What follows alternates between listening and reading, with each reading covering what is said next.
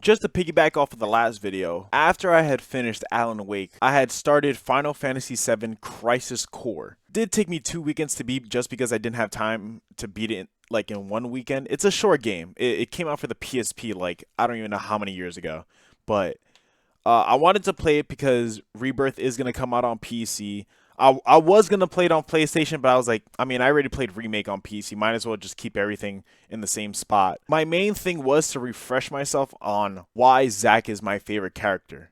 And if you guys didn't know, Zack is my favorite character. And let's just say he is still my favorite character, even after everything. It did bring to my attention some other characters that I just completely like did not remember or know at all. For one, Angeal is such a weird character. And the fact that Sephiroth was in his own kind of like friend group is like kind of like a more of like a clique, I guess you could call it, because they were kind of like their own soldier ranks in their own regards to where they were each unique in their own way of strength, at least. Sephiroth, the one-winged angel. You have Angeal, which is basically the first one-winged like soldier, if we're being honest.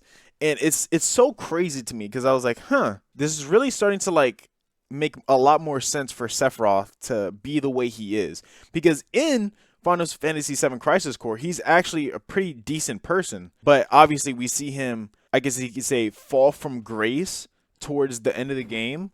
At least when he goes to, I think, Nibelheim, I think it is. It's really interesting to see the downfall of Sephiroth. But characters like Angeal really just put a lot more meaning into the Buster Sword. Because as we know, Cloud got the Buster Sword from Zack. I just didn't even remember or know that Zack got his Buster Sword from Angeal.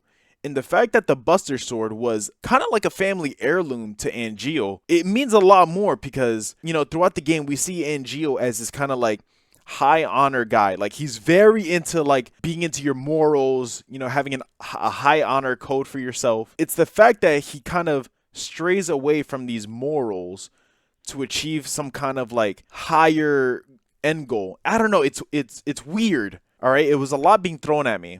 And plus, I just haven't seen a breakdown video yet. That's another thing. The fact that he gave his sword to Zack and told him to do the things that he couldn't do, it's so powerful, honestly. And another thing that I wanted to add to that too was the fact that, spoilers by the way, Zack dies, but I mean this has been a thing for like almost 20 years. The fact that when Zack died, he told the exact same thing to Cloud when he gave him the Buster Sword. He was like, hey, my dreams, my ambitions are now yours. Just remember to protect your honor as a soldier. It's just peak writing, honestly. I don't know what to say. Some of the things I do want to talk about, though, is the DMW combat mechanic. It's kind of like a lottery machine as to where certain numbers you get give you certain, like, buffs or, like, just straight-up abilities. Like, I guess you could say a limit breaker. Honestly, that made combat a lot more fun because it was luck based, you know. I didn't have to put a specific summon materia to try and fight. I didn't have to strategize my, you know, other materia so that I could like at least, you know, specify myself in one kind of area as in like attack or defense. It was kind of like, hey, you get the strongest summon or you get the weakest buffs. It's up to your luck. And that was one of the things where Final Fantasy VII Remake, I should say, I guess you could say you didn't need that DMW because you have 4 party members. Like you have Aerith, Tifa, and Barrett. And yeah, Red 13 now going into Rebirth, but you know, you had those people to cover the areas that you couldn't cover. And you could play as them if you get downed. So no matter what, you're winning. But I would have liked the DMW thing, like if you were by yourself, specifically since Cloud and Zack were so close. I might be exaggerating how close they are, but it's the fact that they kind of went through it together in the Crisis Core game. Like the fact that the events of Nibelheim were basically pinned onto Zack and Cloud got caught up into it. And then Zack was basically protecting Cloud that whole time he had Mako poisoning when, what's his name? Dr. Hojo? Or the other one, I forgot what his name was. It was either Dr. Hojo or somebody else, but essentially they took both Zack and Cloud to put into some like Mako canister thing, and Cloud got Mako poisoning, but Zack, he kind of recovered faster. it was interesting just to see how Cloud became the way he was in Final Fantasy VII Remake, because if you play Crisis Core, he's actually like, bro, he is full of personality. It's insane. Like, this guy is like this guy actually has a husk. Like, he actually has something inside of his body. It's ridiculous. Like, it's actually night and day from how he was in Remake and in Crisis Core.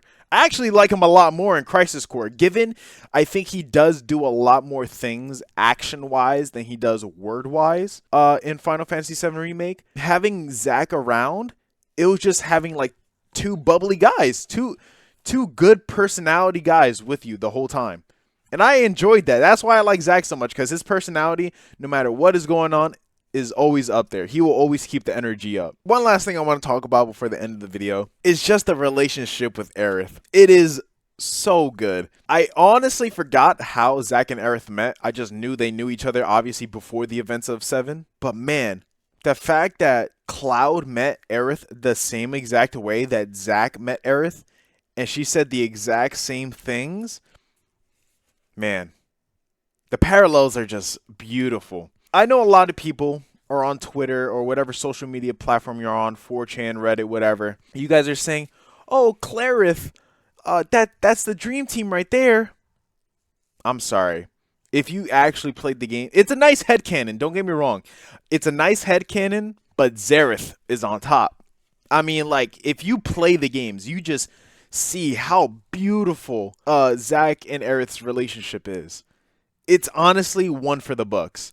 And there's so many things about Aerith's character traits that come from Zack. Bro, I was like, wow, so the reason why she wears the red, bow tie in her hair is because of Zack. The reason why she goes around giving people flowers is because Zack gave her the idea. And I'm pretty sure, too, I forgot if Zack I think it was Zack telling Cloud, but he was like, hey, do me a favor, meet Aerith. Or if it was him telling Aerith, hey, meet Cloud. It was one of those. Listen, it was one of those. I just remember him telling someone to meet each other, and it had to do with Aerith and Cloud. Beautiful freaking game, man.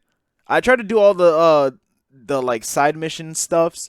I think I got to like 50%, but I wasn't trying to do all that, to be honest. I wasn't trying to do all that. Honestly, I was just trying to get to Armored Core a lot faster because I wanted to be able to hop back on First Descendants. Bro, I haven't touched Season 2, bro. It's crazy. I haven't touched it yet. And I'm actually itching to get back on. But yeah, Aerith on top, bro. I mean, she's still my favorite girl from that game. I know the Tifa fanboys and girls are out there screaming at the top of their lungs, but Zack and Aerith just make my whole life.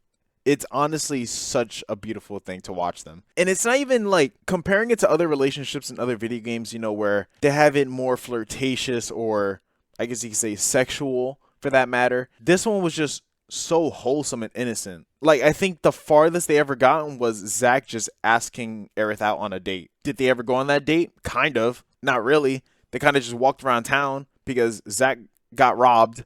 And it turns out that when he got his wallet back, the kid was actually richer without the wallet than Zack. Because Zack was freaking canonically broke, apparently. It's, oh God. I recommend Crisis Core to anybody who wants to play it. Anyways, I hope you guys enjoyed. Like, comment, subscribe, and I'll see you on the next one. Bye.